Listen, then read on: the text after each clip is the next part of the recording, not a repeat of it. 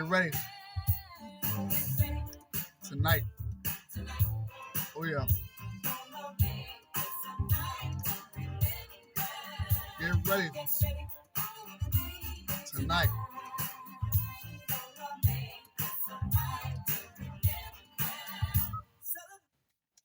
Peace and love to the family, my beautiful family. Peace and love to my beautiful people on this planet Earth.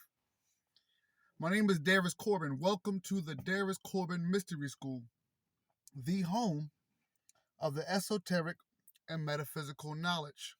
It's a beautiful day. I haven't talked to my family in a minute. I think it's time to give you guys a wonderful, wonderful class session tonight. It's a wonderful Sunday, February 27th, so we still celebrating Black History Month. Well, I got a good one for you guys tonight.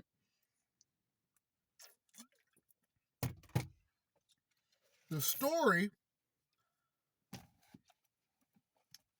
now I wonder if you guys heard this story before. Hypatia. The story of Hypatia. Now, you know I do call myself the son of the Divine Mother. You know I go real hard about how right now we have been living in this patriarchal, hyper-masculine world.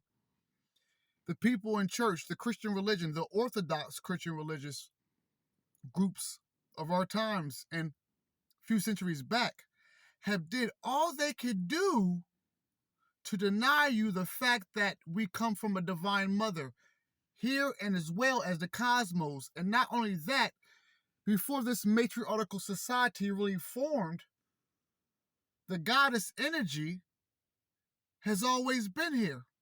Chapter 1, 2, 3 of Surviving Jesus, we talked about the fall of Sophia. And I'm going to be giving you some new information about Sophia in this wonderful book that I want you to buy. You can order it online. You can get it from Barnes & Nobles. Not in His Image. Gnostic Vision, Sacred Ecology, and the Future of Belief. I'm not going to hold too much of your time up. I just wanted to read this to you. And I'm going to get ready for another presentation soon. But I figure I at least start off with this one right here. So my beautiful people, I'm going to give you a chance to get your pen and pad ready. Got me some watermelon bites. It's a beautiful day. The sun's shining. I just figured why not drop some beautiful knowledge and gnosis to my people on this wonderful Sunday. The murder of Hypatia. We will be learning about the murder of Hypatia. Now, y'all know I represent my early Christians, my Gnostics, as a spiritual divine person that I am, the divine messenger of the Christ. So I think it's time, it is Black History Month. I think it's time for you to learn about another ancestor that you have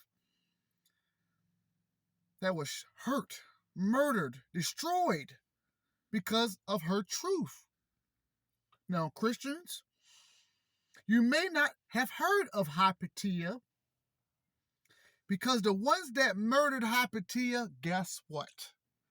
Are the same ones that built the church and wrote the Bible and worship the God that you still praise to. Now, after I read this, I'm just going to read this chapter on Hypatia, and then I'm going to stop. But I want you guys to order this book because the next chapter I go into, the next presentation, it's going to be dealing with the victim-perpetrator role and getting into the human psyche, especially my religious people.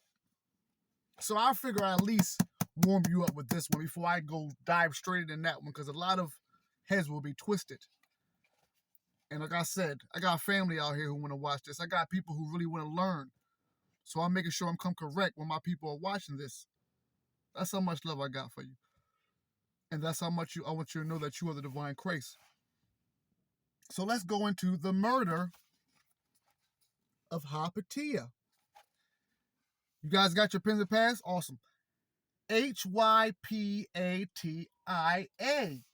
This is one of our ancient ancestors. She was pretty much the Sophia of her time, the Divine Mother. I want you to find out what they did to her. You ready? On a spring day in the year 415 CE, a pagan noblewoman emerged from the lecture hall attached to the Great Library of Alexandria. Now, for those who do know and do not know, people like the Emperor Napoleon and Constantine had a lot to do with the burning down of the Alexandria Library in Egypt, which was the biggest, greatest library, one of the biggest, greatest libraries known to humankind. That library had books about our cosmology. What is that? When we was spirits in the stars, our primordial times, giants, fairy, mermaids, oh my. The shit you guys don't want to talk about. Let's keep going. On a spring day in the year 415 CE, a pagan noblewoman emerged from the lecture hall attached to the Great Library of Alexandria and called for her chariot. My sisters, you know how hard I go in. So I definitely want y'all, my beautiful ladies, to listen to this, as well as my brothers. I'm going to start again. On a spring day in the year 415 CE, a pagan noblewoman emerged from the lecture hall attached to the Great Library of Alexandria and called for her chariot, intending to drive herself home. Although there were many educated pagan women of high social standing and good education in Alexandria in that area, Hypatia, as she was called, was one of the few who owned and drove her own chariot. To my sisters, this is way before modern day slavery in the 1800s. What are we talking about? Free your mind and the rest will follow. You've been great. 415 CE. What's that, Common Era? Something like that, right? Listen, although there were many educated pagan women of high social standing and good education in Alexandria in that era, Hypatia, as she was called, was one of the few who owned and drove her own chariot. A familiar sight to the local populace, she often halted her horses and descended into the street to chat amiably with local people or to debate issues of philosophy with whomever might wish to engage her. Her openness, combined with her kind and elegant manner, won her the admiration and affection of the townsfolk. My sisters, before I continue, I want you to close your eyes and vision yourself as Hypatia. You are now Hypatia. So everything that I'm saying right now, you will feel as if you were Hypatia. Her openness, combined with her kind and elegant manner, won her the admiration and affection of the townsfolk. Hypatia was also active in an official capacity in civic affairs, normally dominated by men.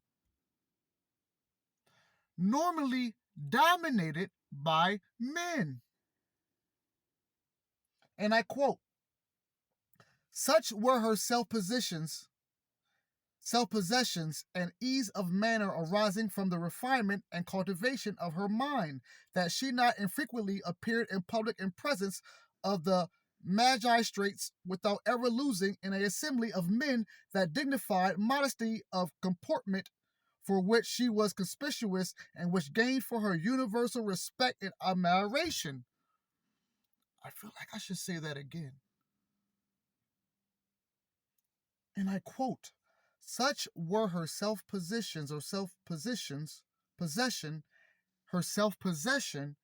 and ease of manner arising from the refinement and cultivation of her mind, that she not infrequently appeared in public in presence of the magistrates without ever losing in an assembly of men that dignified modesty of comportment for which she was conspicuous, and which gained for her universal respect and admiration. Now, I'm going to go in, but I have a question. It just said, which gained for her universal respect and admiration. It's good ass watermelon. So how come you are now just hearing about Hypatia? Oh, you're going to find that out more. Stay with me. Hypatia's beauty was legendary and equaled only, it was said, by her intelligence. Can I say that again? Hypatia, and once again, her name is Hypatia, because for my beautiful family, I expect you to look her up after we get done. This is your ancient mother. This is your divine mother. One of them. Hypatia's beauty was legendary and equaled only, it was said, by her intelligence. Tall and confident, commanding her chariot with ease, clothed in a long robe and the signature scarf of the teaching class. She must have cut a striking figure in the thriving streets of that most cosmopolitan of cities. No realistic image of her survives. Now, it is known that she existed. This is obvious. She's in the history books. But no realistic, listen to what they say, realistic image of her survives. Wipe her clean. Because if you've seen what she probably looked like. Snapple facts. On that March day, damn, it's almost March. On that March day in 415, as Hypatia entered a public square near the Caesarean church where Christian converts were known to gather, she found her path blocked by a menacing crowd.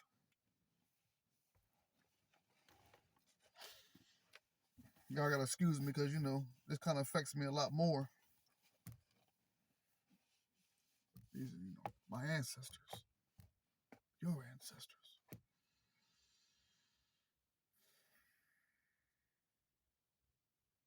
I'm just going to read this part again, so bear with me. Hypatia's beauty was legendary and equaled only, it was said, by her intelligence. Tall and confident, commanding her chariot with ease, clothed in a long robe and the signature scarf of the teaching class, she must have cut a striking figure in the thriving streets of that most cosmopolitan of cities. No realistic image of her survives. On that March day in 415, as Hypatia entered a public square near the Caesarean church where Christian converts were known to gather, she found her path blocked by a menacing crowd. At the head of the group stood a rough-looking man called Peter the Reader.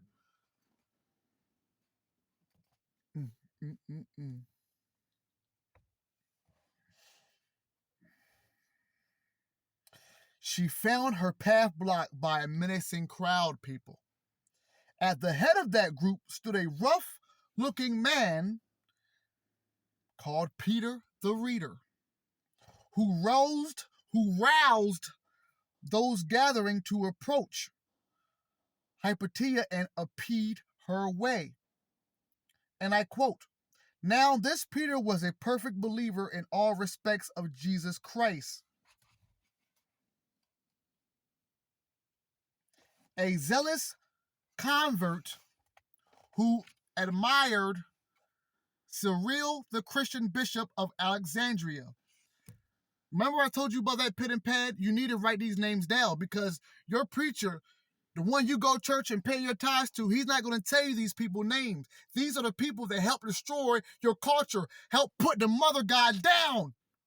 You praise them every Sunday, every Bible study, you go and pray. You don't research, you just regurgitating shit you heard. Half of y'all don't even read the Holy Bible. Who admired Cyril, the Christian bishop of Alexandria? Cyril is spelled Cyril. The Christian bishop of Alexandria. He admired him. Who? Peter the Reader. Who was Peter the Reader? He was one of the head guys that aroused the people up to block the entrance of Hypatia. These Christian folks. Let's continue going on. Recently, when a local prefect prosecuted one of Cyril's proteges for openly attacking pagan doctrines, Hypatia has sided with the prefect and the man was severely admonished. Cyril had an axe to grind with Hypatia, although he could not afford to look bad in the public eye by acting openly against her. Long after that fateful day, many of the town folks wondered if Peter the Reader had not been sent to avenge his master, or perhaps had acted independently, hoping to win the patriarch's approval. Public opinion held that Cyril, who was on record for calling Hypatia a sorceress, was complicit in the attack, and that's complicit. Complacent, maybe, is the word. In the attack. So he felt some type of way because Hypatia has sided with the prefect, and that's prefect, and the man was severely admonished. So he feeling some type of way, like you got my people dealt with. I got an axe to grind with you. But he knew he could not talk that shit in public because she was so well loved. And as well as she's supposed to. You're going to find it out in a minute.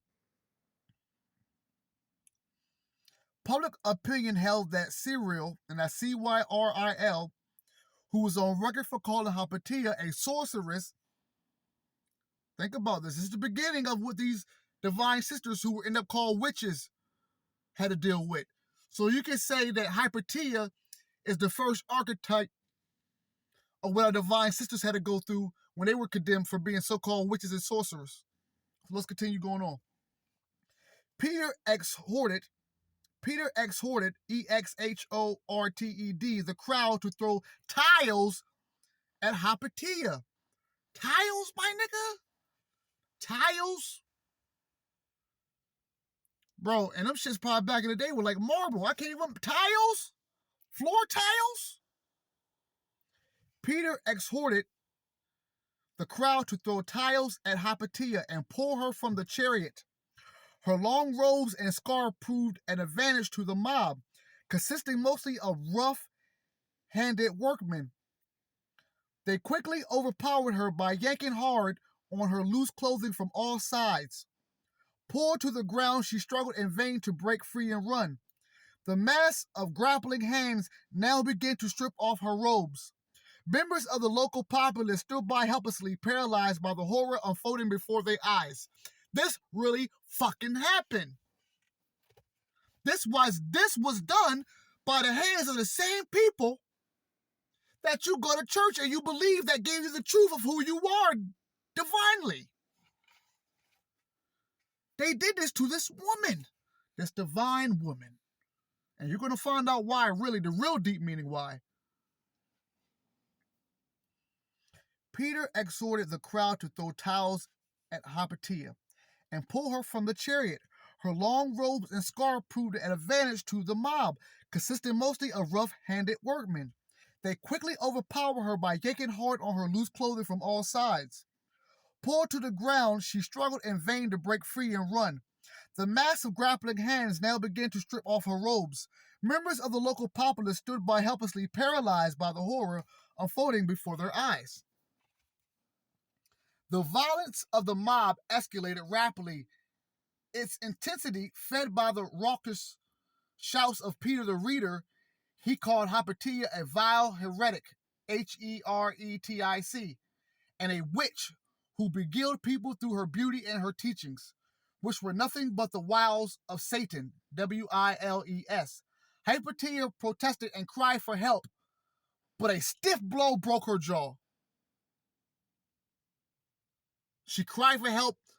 A stiff blow broke Hypatia's jaw. In a matter of minutes, she was on her knees in a pool of her own blood. Crushed under a flurry of blows and kicks, she was rapidly beaten to death. Now, bear with me, because as I read, I live it, and it hurts. You may think nothing of it. Some of you may feel this with me. This is one of our divine mothers. You are now listening to the death, the demise, as they had it, of the divine truth that is wisdom, that is feminine energy, the divine mother, and you are watching the birth. You are listening to the birth of Christian, Orthodox Christian bullshit that you all feed into today.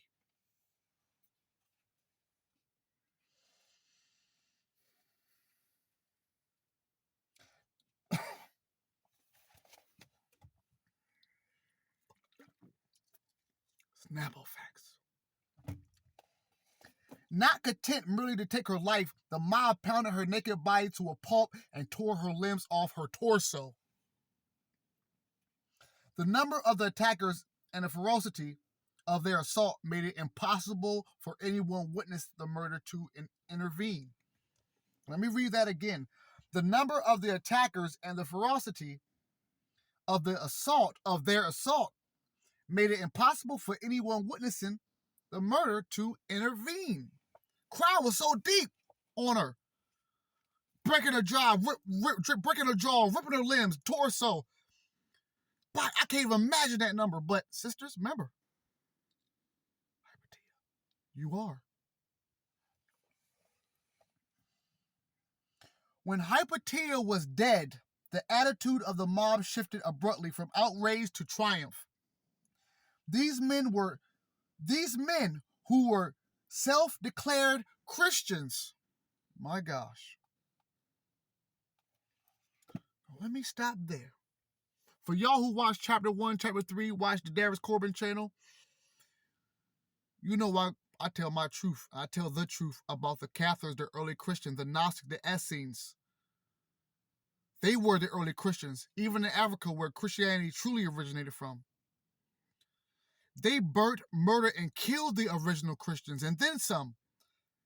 Then they attacked the wisdom, and then put their own spin on it. And you are now listening to the beginning of all that with Hypatia. Thank you so much. When Hypatia was dead, the attitude of the mob shifted abruptly from outrage to triumph. These men who were self-declared Christians immediately began to exult in what they have done. The frenzy of victory was so acute, it could not be satisfied by the beating and dismembering of the defenseless woman. As if emanating from their pores, some force of inhuman inspiration electrified the haze of violence that fumed around the murderers. Wild-eyed with excitement, several members of the mob ran to the nearby harbor and scooped up the razor-sharp oyster shells to be found there in abundance. They returned and passed out shells, and Peter encouraged his henchmen to scrape every last morsel of flesh from Hypatia bones.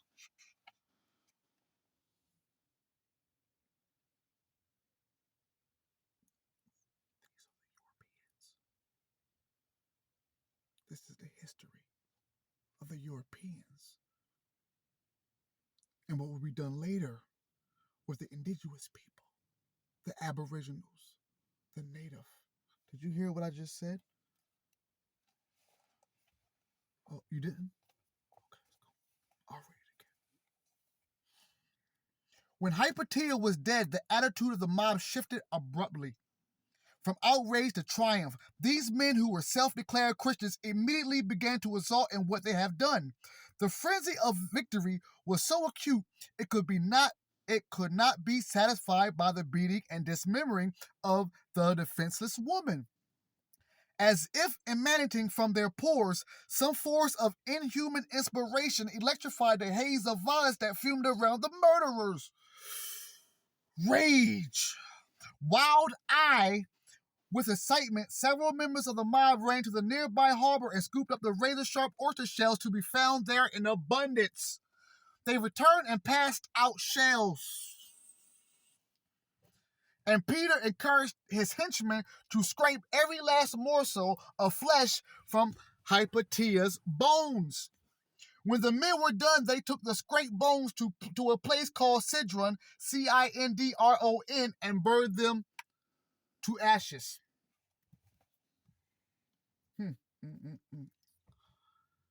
We never left the Bible, church people. My gosh.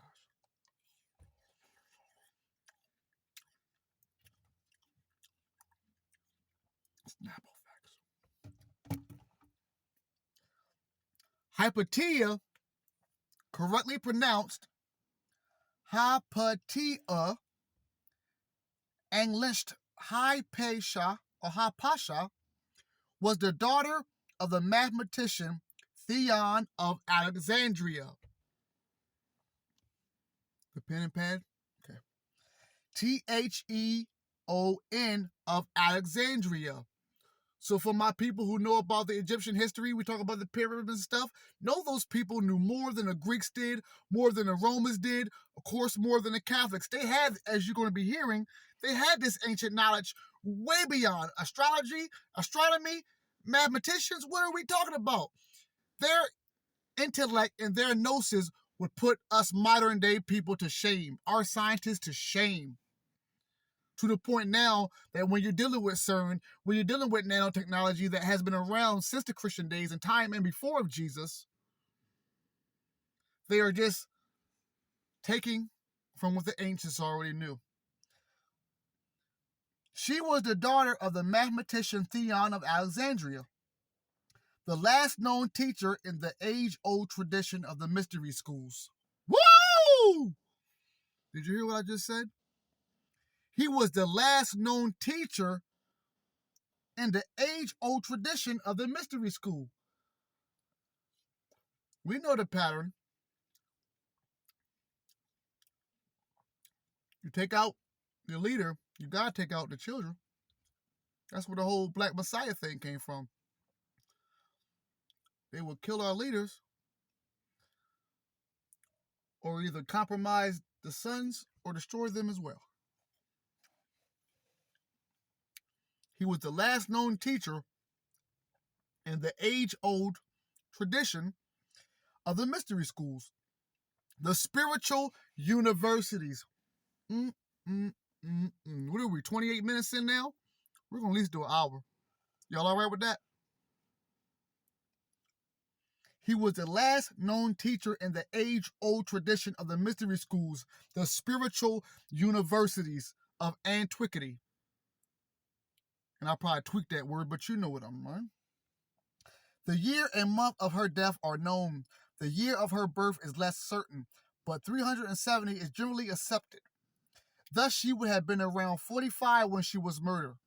Historians have long regarded her death as the event that defined the end of a classical civilization in Mediterranean Europe.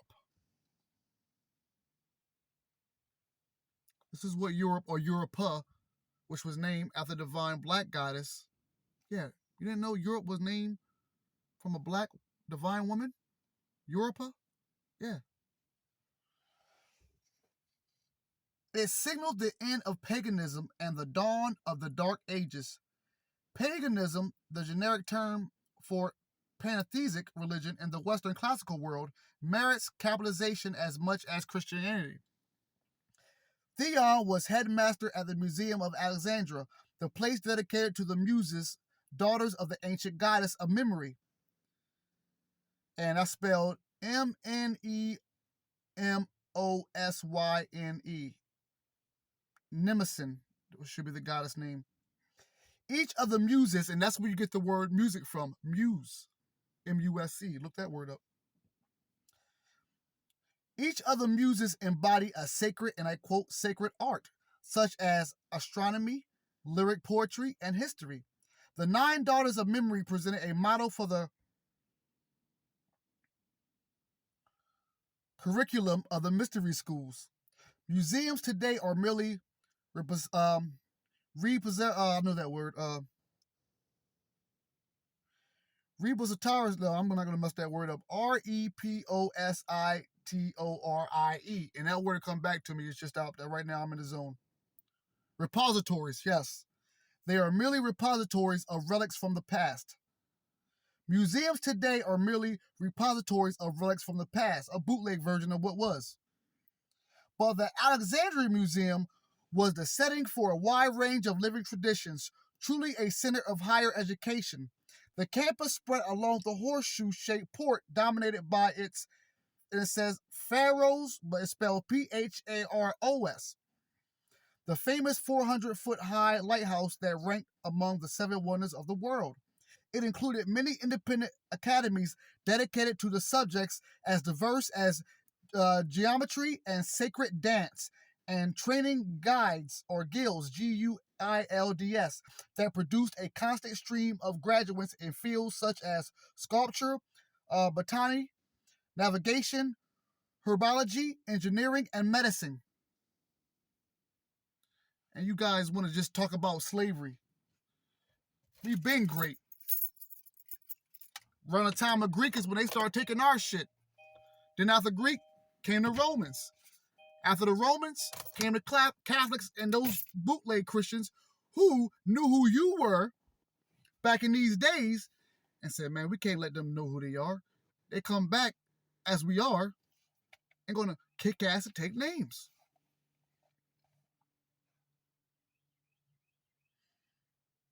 The campus spread along the horseshoe-shaped port dominated by its pharaohs. The pharaoh, that's P-H-A-R-O-S. The famous 400-foot-high lighthouse that ranked among the 7 wonders of the world. It included many independent academies dedicated to the subjects as diverse as geometry and sacred dance, and trading guilds that produced a constant stream of graduates in fields such as sculpture, botany, navigation, herbology, engineering, and medicine. The assemblies and guilds associated with the Royal Library have their own libraries and teaching facilities. Wow. In the year 400, when she was about 30, Hypatia assumed the chair of mathematicians at the university school. This was a salaried position, equivalent to professorship in a modern university. The daughter of Theon was noted for her mastery of Platonic philosophy and her skill in theurgy, and that's Theurgy, literally means God working.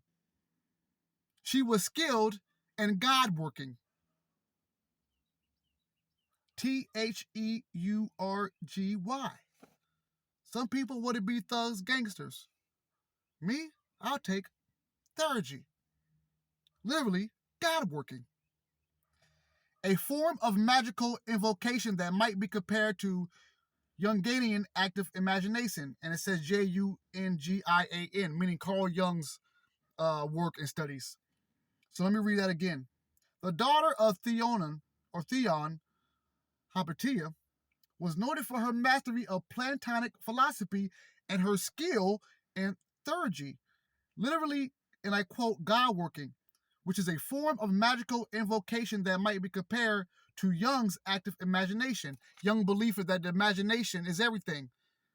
Like my teachers told me, take the word imagination. Listen, the word imagination is now in front of you. Let's break it down. What do you get? Magi, nation. You are the magician in your world. Create your shit. Let's see here. A form of magical invocation that may be compared to Jung's active imagination or Jungarian's active imagination, or more amply, advanced practices of visualization. Or you guys, whatever you want, visualize it. Simple as that. That's the art. That's the true secret of life. What you want, what you get, visualize it. Imagine it. Know that you already had it before it's in your grasp. That's how you get it. Or more amply, advanced practice of visualization and Tantra and DZOGCHEN. I'm going to try with that. Her dialectical powers were exceptional, honed to a fine edge by her mathematical training. When it came to debating ideas about the divine, and I quote, Hypatia eclipsed in argument every proponent of the Christian doctrines in northern Egypt. She was so skilled in what she did and what she knew, she was smoking the Christians. How dare you guys come in here with your new work and your belief of this demiurge God? Smoked them every time. Now, as we go back to them beating her into eventually killing her to death, this is before her death. So now we're leading up to the real reasons why they got rid of her. Her dialectical powers were exceptional, honed to a fine edge by her mathematical training. When it came to debating ideas about the divine, and I quote, Hypatia eclipsed in argument every proponent of the Christian doctrines in northern Egypt, end quote. Her expertise in theology typified the pagan intellectual class of Gnostics, Gnostikoi, which means, and I quote, those who understand divine matters, knowing as the gods know. My beautiful Christian family that go to church. You don't hear this in your church, do you? Why don't you hear this? Prime example, let me read that again if you don't mind. Her expertise in theology typified the pagan intelligent class of Gnostics, who were also known as Gnostikoi, Gnostikoi, and I quote, those who understand divine matters knowing as the gods know. Your churches and your pastors and your bishops and your preachers still got you, and your reverends still got you in the mind state of only thinking there is only one God, and that one God that you're supposed to worship. Some of you guys still do that. And then you got people in church who know that and hear me and watch me, and they still going to push the agenda down your throat because they know you're going to be programmed like you've been programmed, like your mom and pop been programmed, and you're going to go ahead and, yes, Lord, let me go pull that 10, 20, 150. Because they know that you don't want to do the work. They know that you like being crowded together and you don't want to be alone. You just want to be a part of something. They know that. They know that they hit you with the fancy words and the good singing, and it's some good singing. I grew up with it. Sweep around your own front door before you're trying to sweep around mine. The Williams Brothers, man. I grew up with it too. Shout out to the Williams. I like that music, man. Her expertise in theology typified the pagan intellectual class of Gnostics. And once again, Gnostikoi. And I quote, those who understand divine matters knowing as the gods knew. But she was also deeply versed in geometry, physics, and astronomy. Ancient learning was multidisciplinary and eclectic, contrasting strongly to the narrow specialization of higher education and the sciences in our time. The word philosophy means love, and it says in brackets, Phio, philo, the love of wisdom, Sophia. And that made me feel beautiful when I know that. Did you know that philosophy pretty much means the love of wisdom? Philo and Sophia, because Sophia represents and means wisdom. To Gnostics, Sophia was a revered divinity, the goddess whose story they recounted in their sacred cosmology. To the people of her time and settings, Hypatia would have been wisdom incarnated. In her time, she would have been Sophia incarnated. In addition to their religious functions, the mysteries provided the framework for education along interdisciplinary lines. The Gnostikoi were polymaths, savants, and prolific writers from around 600 BCE to Hypatia's time, a period of 1,000 years they produced the countless thousands of scrolls stored in the Royal Library of Alexandria and other libraries attached to the mystery centers around the Mediterranean basin. Hypatia is known to have written a treatise on arithmetic and commentaries on the astronomical canon of Ptolemy and the conic sections of Apollonius of Perga, Perga. None of her writings survived, but 8 ancient sources describe her murder and her accomplishments. The later, not always in an approving manner, Cyril, Cyril, whom popular opinion implicated in her murder, became an important theologian known for formulating the doctrine of the Holy Trinity. Can we stop there? Because at 40 minutes, we are getting somewhere. At 40 minutes, we are getting somewhere. So the man who helped implicate the murder of Hypatia is the same man who formulated the doctrine of your Holy Trinity. Ain't that a bitch? So what are you saying? What's the Holy? Somebody tell me. What's that Holy Trinity? Father, Son, and Holy Spirit or Holy Ghost. He invented that. He came up with the formula. He knew the whole time because he had a hand in the murder of the true Holy Ghost, the mother.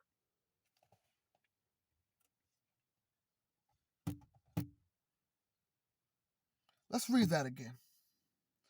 Hypatia is known to have written a treatise on arithmetic and commentaries on the astronomical canon of Ptolemy, Ptolemy, and the conic sections of Apollonius of Perga, Perga. None of her writings survive, but 8 ancient sources describe her murder and her accomplishments. The latter not always in an approving manner. Cyril, and that's Cyril or Cyril, whom popular opinion implicated in her murder, became an important theologian known for formulating the doctrine of the Holy Trinity. He was later canonized by the Church along with other early Christian ideologies. The so-called Church Fathers, men whose theological polemics and histories of the old true faith celebrate its triumph over heresies such as her. And I hope you guys are understanding what I'm saying. These are the Christian forefathers that they were so bent over the truth of the divine mother, the divine wisdom, and the knowledge that she behold, that they killed her. And after they killed her, they celebrated the man who killed her. He ended up giving you the Holy Trinity. He was canonized by the church along with other early Christian ideologies. The so-called church fathers, men whose theological polemics and histories of the one true faith celebrate its triumph. These are the men that broke her jaw, that tore her limb to limb, her torso, and then scraped the rest of her flesh. These are the men that now celebrated the death of the true wisdom and the Gnostic early Christians, and now celebrate this bullshit that they have given us for so many years, that we have, through the help of slavery, had destroyed a whole great race, and then some. Or try to destroy a whole great race. Hypatia's accomplishments were not confined to theology and didactics. It says didactics. That's Didactics. She was also involved in applied science related to geography and astronomy, working with a Greek scientist, Synesis, and that's Synesius, who was proud to be called her student.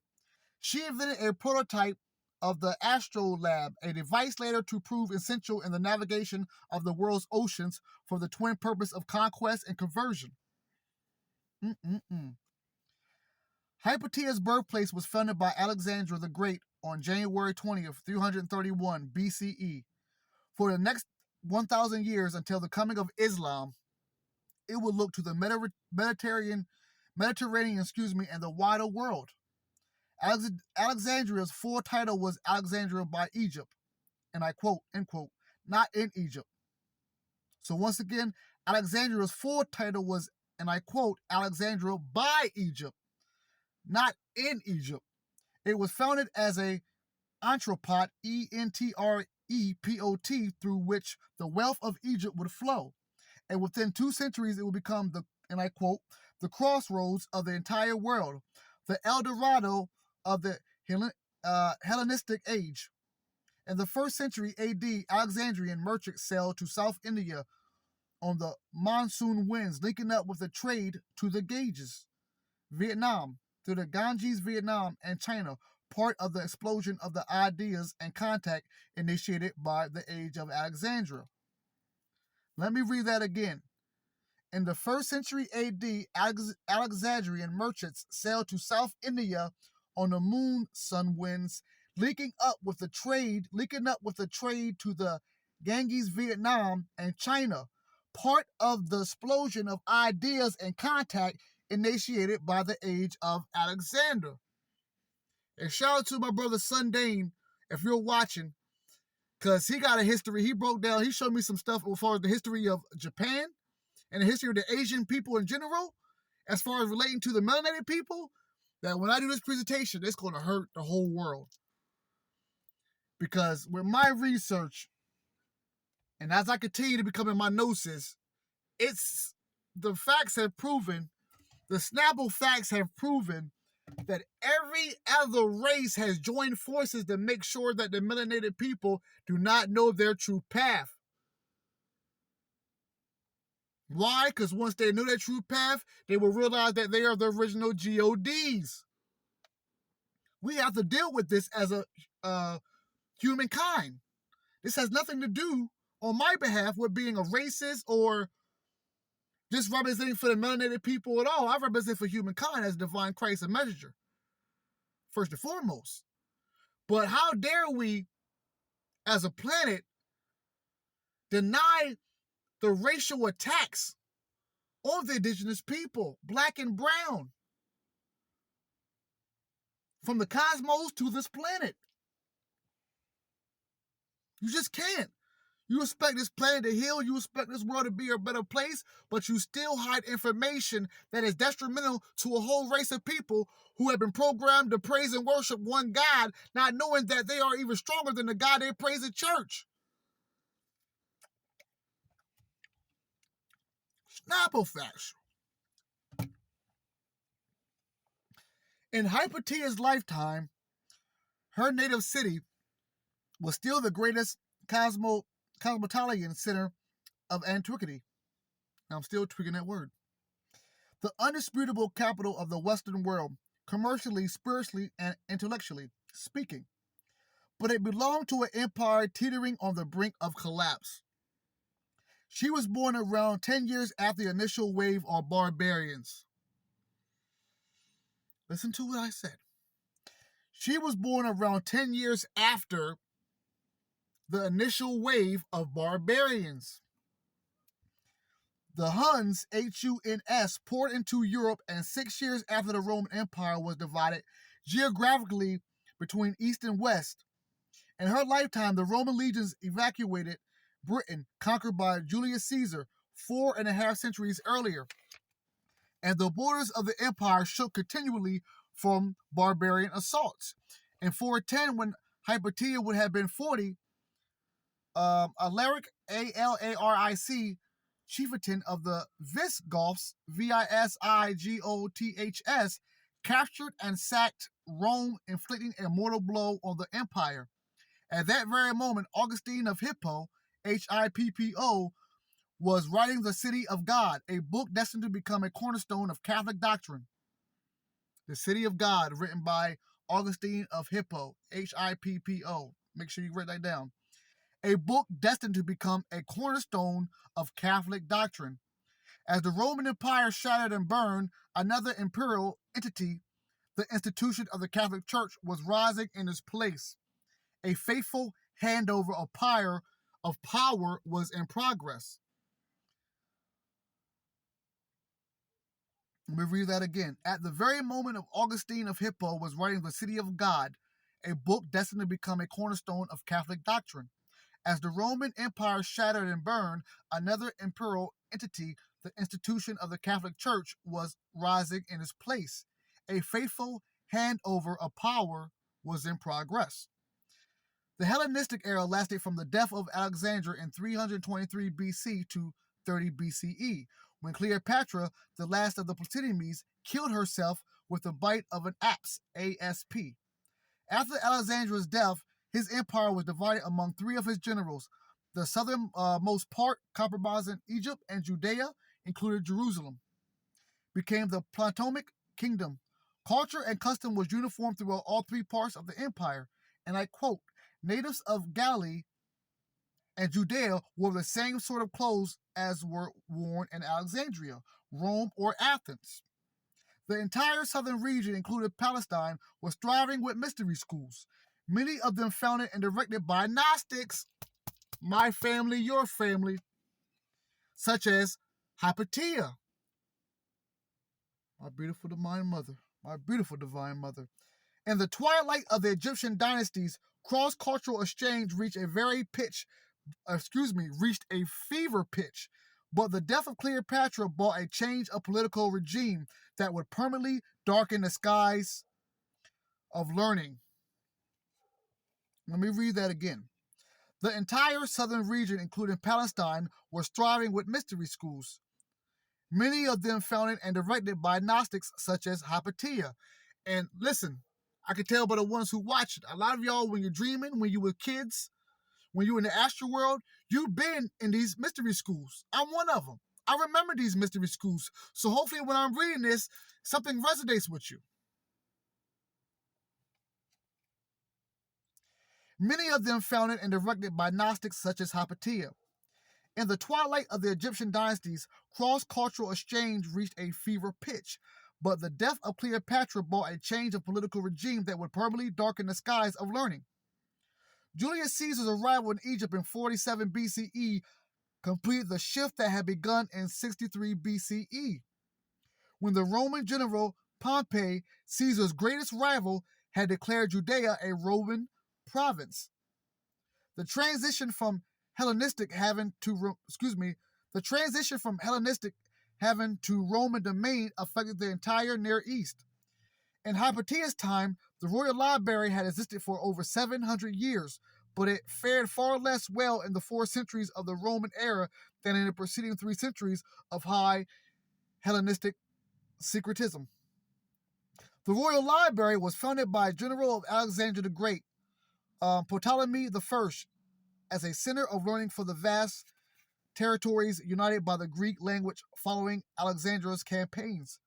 Ptolemy earned the title of Soter, Soter, and I quote, Savior, end quote, a title that will later be applied to Jesus Christ. Because Ptolemy saved the wisdom of the ancient world. Let's read that again in its full. Ptolemy earned the title of Soter, which means Savior, Soter, Soter, which means Savior, a title that will later be applied to Jesus Christ because Ptolemy saved the wisdom of the ancient world. His son, Ptolemy II, 246 BCE, commanded that all boats entering the port of Alexandria be searched for scrolls and papyrus, pretty much. Those found were taken to the library and copied. The originals were deposited in the stacks and the copies returned in their owners.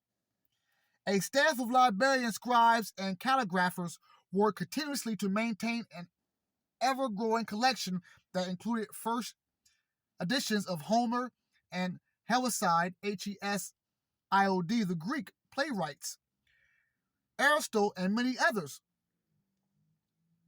Ptolemy II probably claimed a private collection of the 995 best books of all time. The vast archives of the Royal Library were not limited to Greek language writings. It stocked works in other languages such as Syriac, Syriac, and Aramaic. And translators labored nonstop to produce Greek editions. One of these works was the Hebrew Torah, the first 5 books of the Bible. Rendered into Greek, it was called the Septuagint, and that's S-E-P-2, I said two, Septuagint, because 70 Jewish scholars worked on the translation. Let me read that again. The vast archives of the Royal Library were not limited to Greek language writings. It stocks works in other languages, such as Syriac and Aramaic, and translators labored nonstop to produce Greek editions. One of these works was the Hebrew Torah, the first 5 books of the Bible. Rendered into Greek, it was called the Septuagint, because 70 Jewish scholars worked on the translation. Now, if you notice, a lot of the pictures that we see with Greek people, they always writing shit. They were always on something writing shit every time you would see something about Greek people. This is where your Bible comes from. Upon founding the city, Alexander had guaranteed Jews the same rights as other citizens of his empire, but that offer proved to be problematic.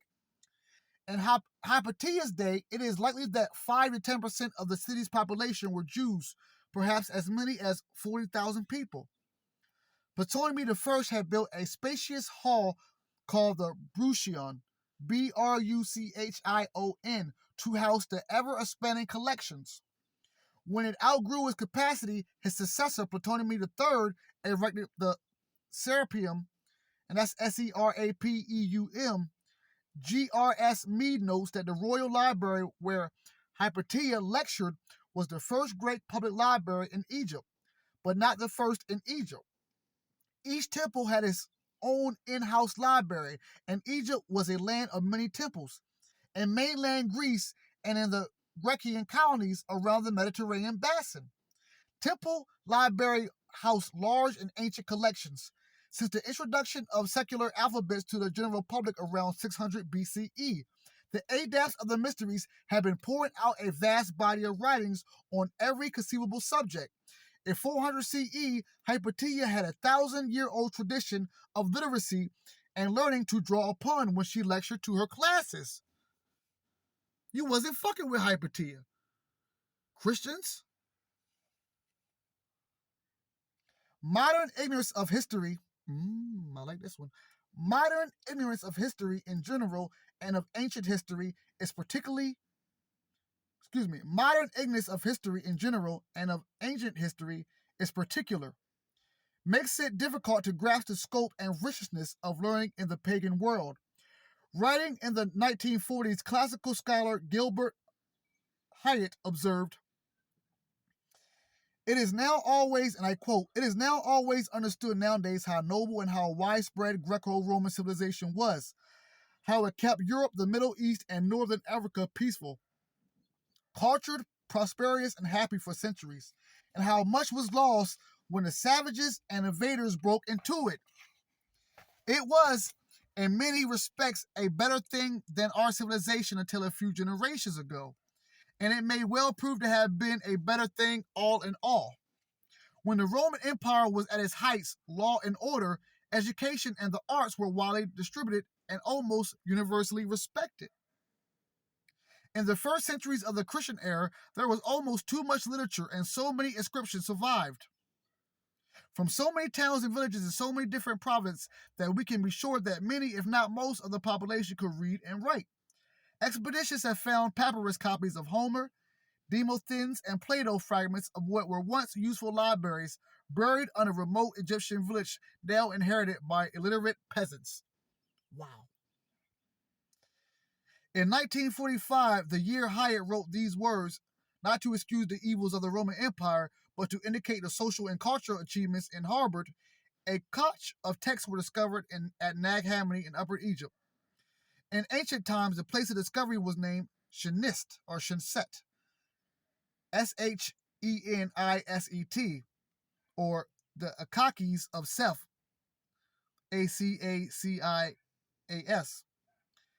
indicating a sanctuary for Gnostics who call themselves Sethians.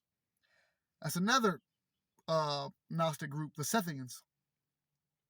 The Nag Hammadi Library, as it came to be called, consists of 13 leather-bound codices. the early example of bound books. These 52 documents of fragmentary and muddled content have revolutionized scholars' views on the origins of Christianity. But the ultimate significance of this rare material, widely assumed to be original Gnostic writings, has yet to be realized. Sethian, and I quote, Sethian was the self-designation of some Gnostic groups who participated intimately in the mystery schools distributed across Egypt, the Middle East, and around the Mediterranean basin, and into the depths of Europe. In the Gospels, 1902,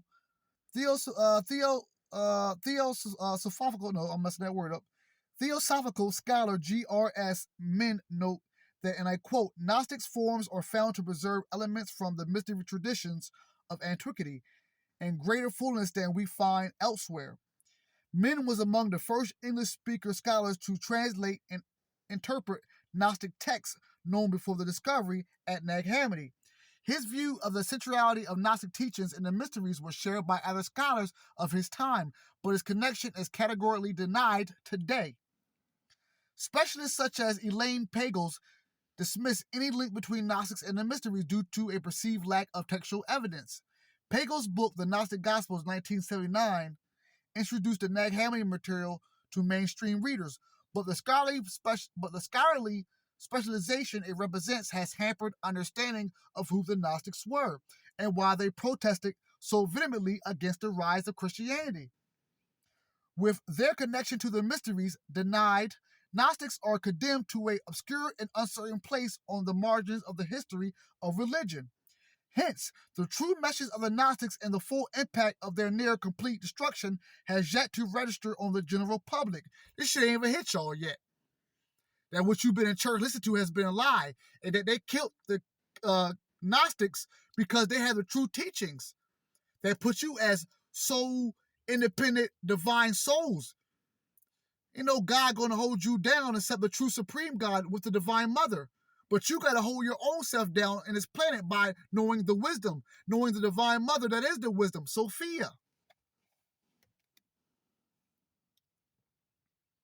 If highest assignment of the ancient world is correct, we must wonder who devised and directed the institutions of education and antiquity, who taught the people, who wrote the books, who trained the artists, architects, and engineers in the skills required to produce the long-lasting wonders of this classical Western world. In his seminal work on Gnosticism, Fragments of a Faith Forgotten, Mead, M.A.D., stated that a persistent tradition in connection with all the great mystery institutions was that their several founders were the introductions or the introducers of all the arts of civilization. They were either themselves gods or instructed in them by the gods. They were the teachers of the infant races. Let's read that again. If highest assessment of the ancient world is correct, we must wonder who devised and directed the institution of education in antiquity, who taught the people, who wrote the books, who trained the artists, architects, and engineers in the skills required to produce the long-lasting wonders of the classical Western world. In his seminal work on Gnosticism, Fragments of a Faith Forgotten, Mead stated that a persistent tradition in connection with all the great mystery institutions was that their several founders were the introducers of all the arts of civilization. They were either themselves gods or instructed in them by the gods. They were the teachers of the infant races. The initiates, as they were called, and I quote, taught the arts, the nature of the gods, the unseen worlds. Let me stop there for a minute, because I know we're going in an hour. I might stop at 120. I might stop at an hour and 30. The infant races, the Europeans, the Caucasoids, they taught them. The ancestors were too busy being the gods or being instructed by gods, but these infant races were taught by them gods. So they were the ones that end up writing history. But in them writing history, they must not like what they seen in history. and flip the whole story on us. Snapple facts. All right, let me speed this up. The initiates, as they were called, and I quote, taught the arts, the nature of the gods, the unseen worlds, cosmology, anthropology, etc. Mead's view is echoed by S. Angus, author of the most cited book on ancient pagan cults, The Mystery Religions. The mysteries were the last redoubts of paganism to fall. Prior to that, their adherents were the educators of the ancient world. Mead's contribution to Gnostic research was impressive and stands up well today, but it also exhibits the Chrysoteric bias typical of pagans and all other historians of religion. Mead assumed the unity of all religions and endorsed and I quote, a living faith in the universal nature of Christ's teachings. Nevertheless, situating Gnostics like Hypatia in the mysteries puts ancient learning and context and points correctly to the pagan initiate as the educator of the ancient world. Modern scholarship, by contrast, leaves the Gnostics in limbo and totally ignores their centuries-long involvement in classical education. The Holy Ghost was Gnostic creation, and its original name was Sophia. Church people, I want to say this before I go. Once again, this book is not in his image. Gnostic Vision, Sacred Ecology, and the Future of Belief. And this is just a warm-up presentation. Because my next one from here, I'm going to the human psyche. And we're going to be peeling back some layers of that onion. The Holy Ghost was a Gnostic creation, church people, Orthodox church people. And its original name was Sophia. Valentina, Gnostics say the world was born of Sophia's smile. And I'm going to wrap that up right here. I want you to get the book. You can order it on Amazon. You can get it from Barnes & Noble. I just want to leave you with that story of Hypatia. A very beautiful, intellect, divine woman who had the wisdom, the gnosis of the divine, so much that she was pretty much known as divine incarnated. These new Christians that came on the scene felt some type of way about her, got rid of her. And that, my family, was the birth, or one of the births, of this patriarchal society that we are now seeing, even with the war going on. And I haven't spoke too much on it. I'm a spiritual person. My mind is mostly in the spiritual world. But what we are watching right now is a fall of a civilization that has took so much from the Divine Mother. Took so much from the Divine Mother. And I promise you, the people, humankind, we're going to unite. The Christ is here. And once you continue to know your power and know who you are and know how much has been done to make sure you don't know who you are, the more you're going to have a lot more respect for yourself. Feel the power within you. I love you all. I'm a divine messenger of the Christ, the Son of Divine Mother. Till next time, peace, love.